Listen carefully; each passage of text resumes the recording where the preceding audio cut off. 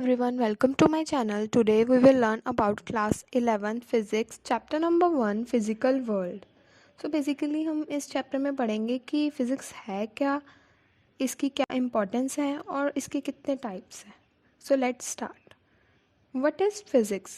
Physics is the branch of science dealing with the nature and natural phenomena. Physics science की वो branch है जो nature and natural phenomenas के साथ deal करती है. There are two types of physics, classical physics and modern physics. Classical physics physics की वो ब्रांच है जो heat, electricity, sound and magnetism etcetera को डिफाइन करती है. और मॉडर्न फिज़िक्स की वो ब्रांच है जो एलिमेंट्री पार्टिकल्स के साथ डील करती है. Elementary particles like atoms, nuclei, proton, electron etcetera के साथ डील करती है.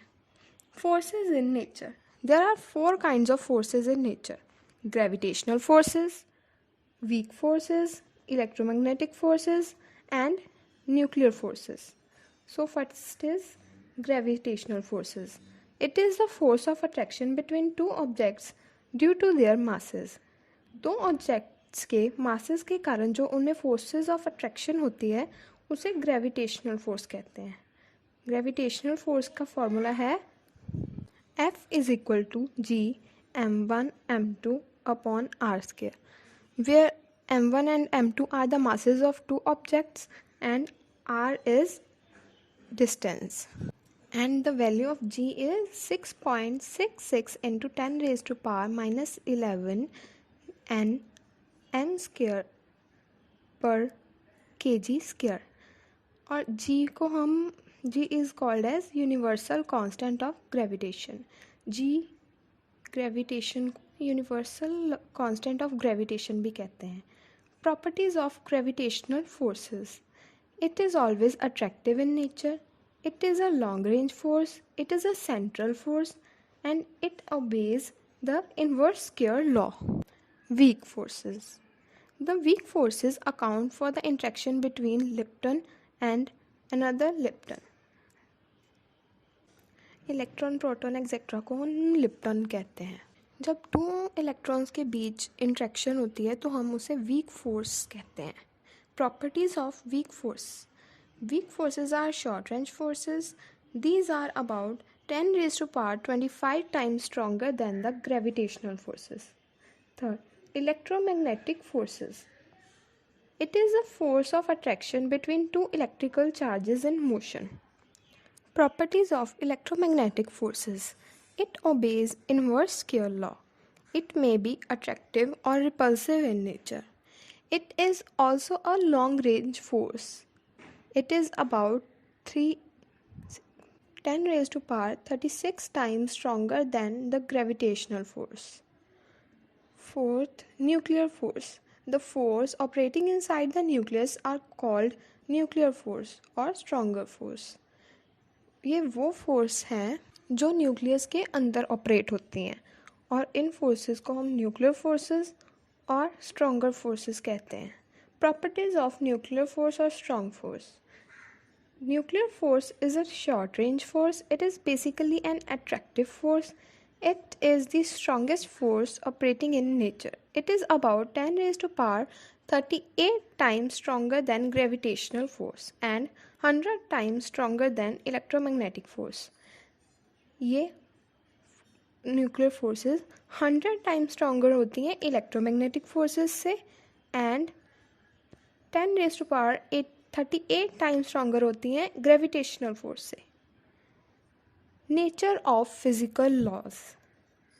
The quantity which do not change are said to be conserved. वो quantities जो कभी भी change नहीं होती उन्हें हम conserved कहते हैं. वो conserved होती हैं. To understand the various types of motion, conservation laws, namely law of conservation of linear momentum, energy and angular momentum are developed. अलग अलग टाइप के मोशंस को समझने के लिए कंजर्वेशन लॉज को डेवलप किया गया. वो 3 कंजर्वेशन लॉज हैं. 3 कंजर्वेशन लॉज के नेम हैं linear conservation of linear momentum, conservation of energy, conservation of angular momentum. First, law of conservation of linear momentum. It states that if no external force act on a system, the linear momentum of the system remains constant. ये law हमें बताता है कि जब system पे कोई भी external force act नहीं करती तो जो उसका लीनियर मोमेंटम होता है वो हमेशा कांस्टेंट रहता है. फॉर एग्जांपल, जब हम बुलेट को फायर करते हैं, गन में से बुलेट को फायर करते हैं, तो उसका जो कॉइल होता है वो निकल जाता है पीछे की तरफ. गन की बुलेट आगे को चली जाती है और उसकी कॉइल पीछे को आ जाती है. तो इसको हम एक्सप्लेन कर सकते हैं law of conservation of linear momentum के through. Law of conservation of energy. It states that energy can neither be created nor be destroyed. However, it may change from one form to another. ये law हमें समझाता है कि energy कभी भी बनाई या फिर ख़राब नहीं की जा सकती, ना ही क्रिएट की जा सकती है, ना ही डिस्ट्रॉय की जाती है. ये सिर्फ हम इसको चेंज कर सकते हैं एक फॉर्म से दूसरी फॉर्म में. फॉर एग्ज़ाम्पल, अगर हमने किसी पेन या पेंसिल को ऊपर से नीचे की तरफ ग्रेविटी की तरफ फेंका है, तो जिस टाइम तक वो गिरेगी तब तक के लिए जो मैकेनिकल एनर्जी है वो हमेशा कांस्टेंट रहेगी. Third and last law of conservation, law of conservation of angular momentum. It state that if no external torque act on a system, then the total angular momentum of the system always remains constant. इससे हमें पता लगता है कि जब system पे कोई भी एक्सटर्नल टॉर्क एक्ट नहीं करती तो जो उसका टोटल एंगुलर मोमेंटम होता है वो हमेशा ही कांस्टेंट रहता है. जैसे कि कभी कोई प्लैनेट सन के अराउंड एलिप्टिकल ऑर्बिट में घूमता है तो उसकी वेलोसिटी जो है जब वो सन के पास जाता है वो इंक्रीज़ हो जाती है, और जब वो सन से दूर चला जाता है तो उसकी वेलोसिटी जो है वो डिक्रीज़ हो जाती है. So this is the law of conservation of angular momentum.